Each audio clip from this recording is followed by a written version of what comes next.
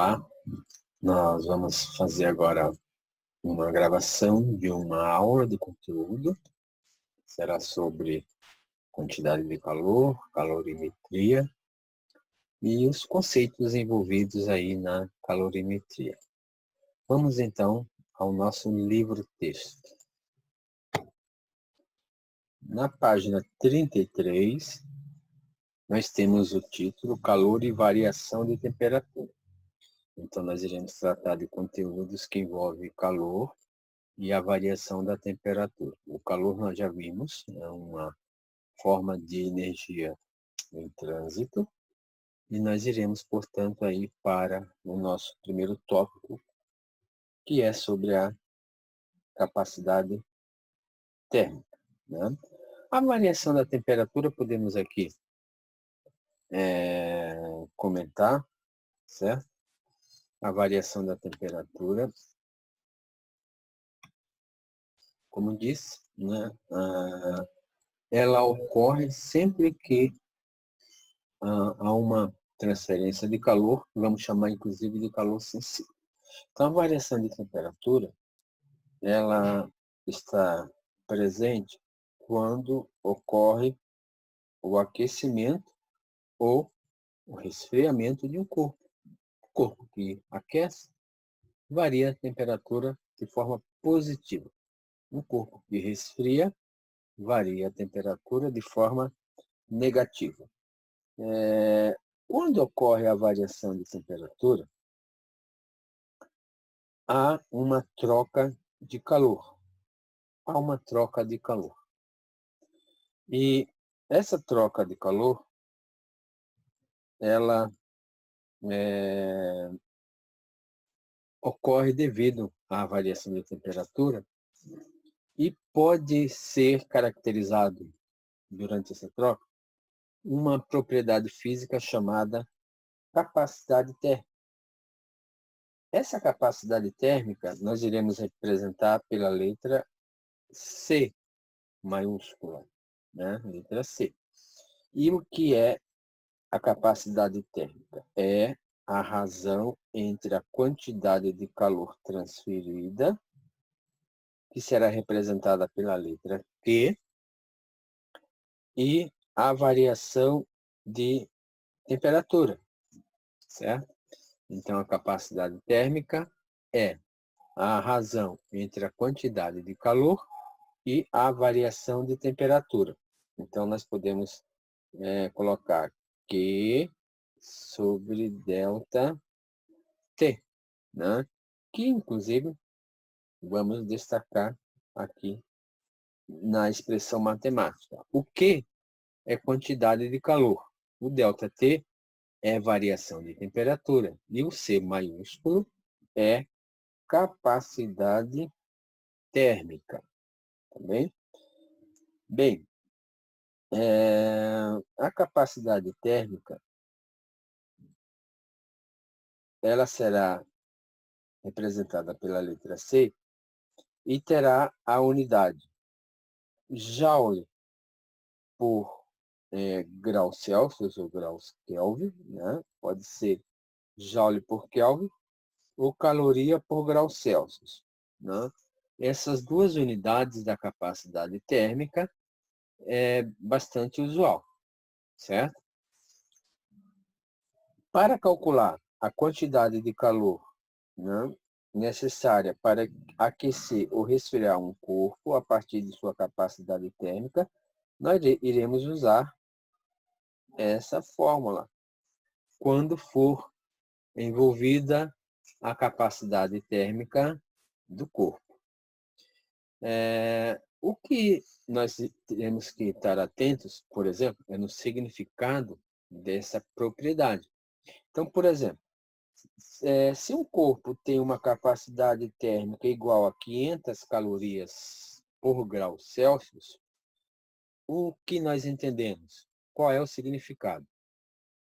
Entende-se que a cada 500 calorias fornecidas ao corpo, a sua temperatura se eleva de 1 grau, né? Então, quando a capacidade térmica é igual a 500 calorias por grau Celsius, significa que para aumentar de 1 grau a temperatura de um corpo, são necessárias 500 calorias. Ou, para baixar a temperatura do corpo de 1 grau, deve-se retirar 500 calorias. Né? Bem,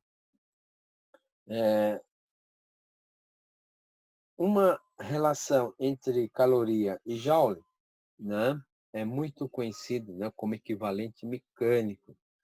Então, temos aqui essa relação. Às vezes, vamos transformar caloria em joule ou joule em caloria. Então, uma caloria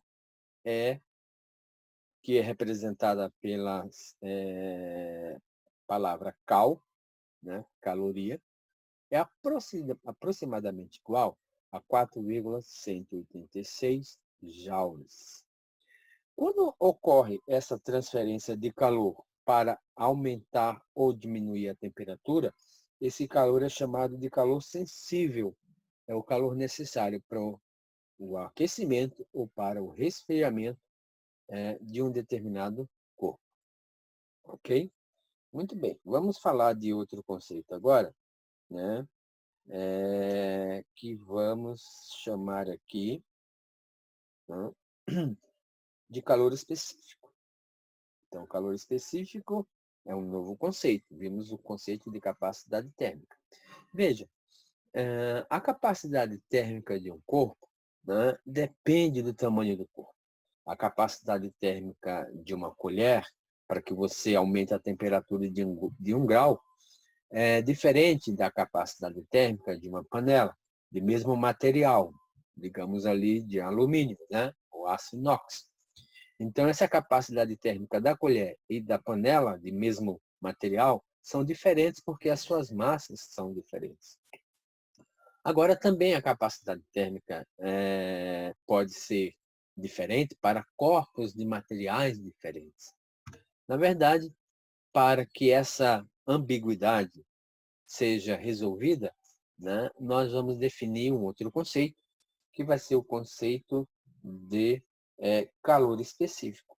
Aí o calor específico, ele especifica não só a massa, quanto também o tipo de substância ou elemento químico. Então, o calor específico, ele não vai depender, portanto, da massa e nem do tipo de material, porque é específico para cada material.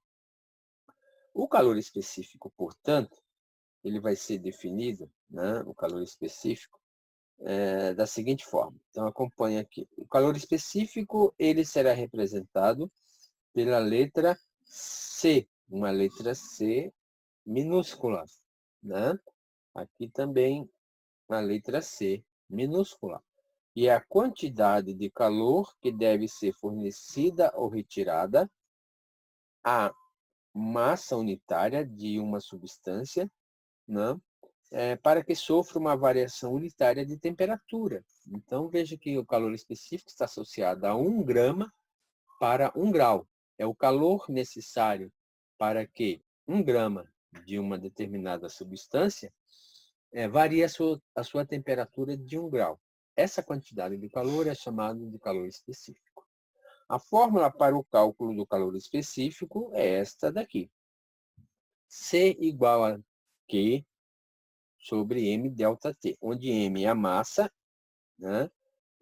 Delta T é a variação de temperatura, Q é o calor, e C minúsculo é o calor específico. A unidade do calor específico é caloria por grama por grau, né? Caloria por grama por grau. Vejam, por exemplo, essa situação aqui. Nós temos uma exemplificação, né? O calor específico, portanto, dessa substância aqui é 0,03 calorias por grama por grau. Então, essa é a unidade de calor específico, caloria por grama por grau, né? Bem, esse calor específico é do mercúrio, né? Esse daqui é do alumínio.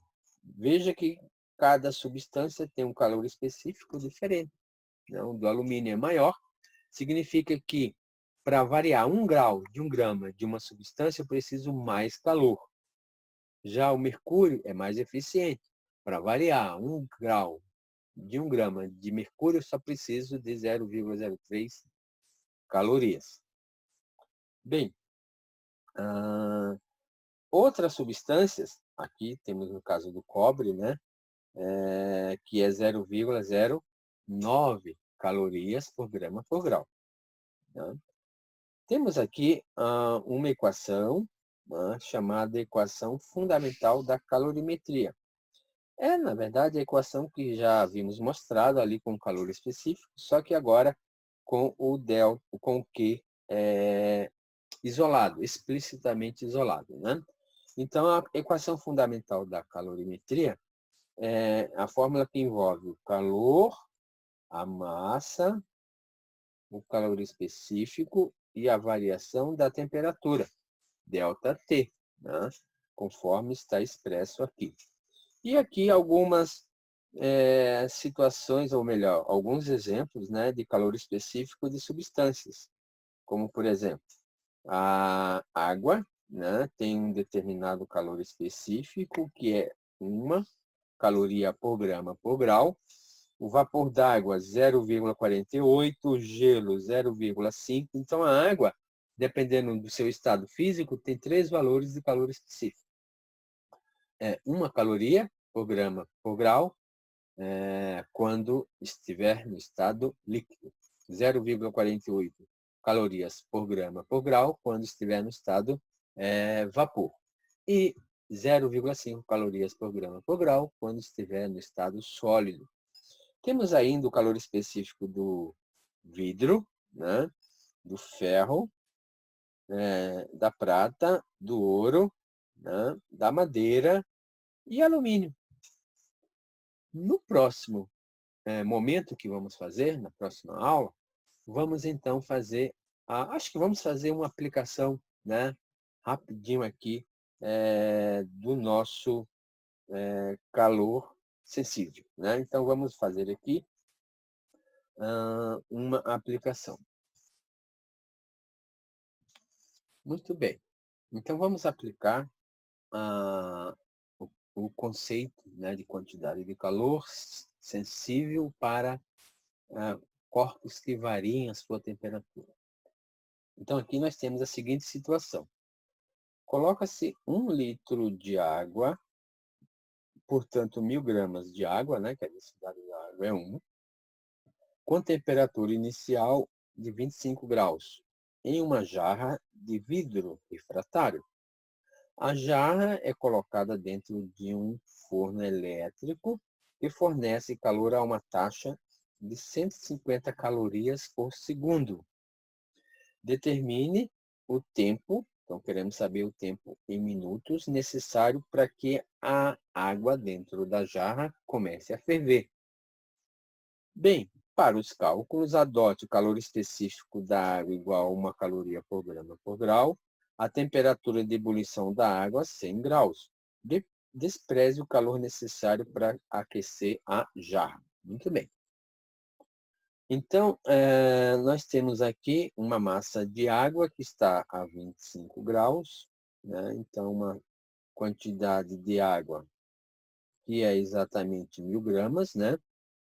1.000 gramas de água a 25 graus Celsius. 25 graus Celsius.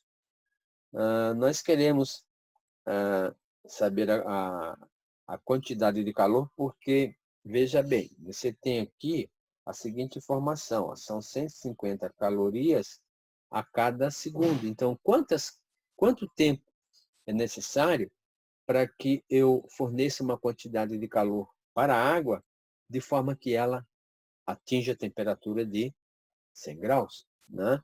Então, nós precisamos saber o valor da quantidade de calor para que a temperatura, para a ebulição da água, ou para que a temperatura atinja 100 graus. Celsius. Portanto, nós iremos calcular essa quantidade de calor usando a fórmula Q igual mc delta T, onde o delta T é a diferença entre a temperatura final e a temperatura inicial, né? A temperatura inicial da água é 25 graus Celsius. A temperatura final da água é 100 graus Celsius. A diferença é final menos inicial, que dá 75 graus Celsius. A massa da água é 1000 gramas. E o calor específico da água é 1 caloria por grama por grau. Substituindo os valores, nós teremos o Q igual a massa, que é 1000, vezes 1 vezes 75. Então, a quantidade de calor necessária para ferver a água é 75.000 calorias. 75.000 calorias. Agora veja, nós temos que 150 calorias, 150 calorias é fornecida no forno a cada segundo. 75.000 calorias serão fornecidas em X segundos. Em X segundos. Portanto, aí tem uma regra de 3. Né? Nós vamos fazer a seguinte razão. Né? 150x 150x igual 75.000 vezes 1. X é igual 75.000 sobre 150. Né? Podemos aí simplificar um zero cortando outro zero, e aí teremos que o x é igual 7.500, opa, tem um zero ali, sobre 15. Né? Então, vai dar exatamente quanto? 7.500 dividido por 15. Se fosse 60 por 15, daria 6. Vai dar 7. Então, 700 segundos, né? 7 vezes 5, 25. A 1 vezes 7, deixa eu ver aqui melhor, só um pouquinho. Então, dá 5, né? X igual a 500 segundos. 500 segundos, né? Aí nós temos que transformar isso aqui em minutos. Então, vou dividir 500 divididos por 60, né? Dá 8. 8 vezes 6, 48. 480. Sobram 20. 200 dividido por 60 dá 3. 3 vezes 60, 180. Né? E assim sucessivamente, né? Vai ser uma dízima. Então, o tempo será de, vamos colocar aqui, 8 minutos e 480 sobram 20 segundos. 8 minutos e 20 segundos. Colocamos a fração ali, porque não dá um valor exato, né? Ou 8,3 minutos, tanto faz, tá bom? Então é isso. Vocês agora vão ver aqui o exercício seguinte, que vamos ver aqui, né? Da página 37, né? Vamos fazer isso aqui na próxima aula, então, exercício 2 e exercício 3, tá bom? É isso aí, até a próxima.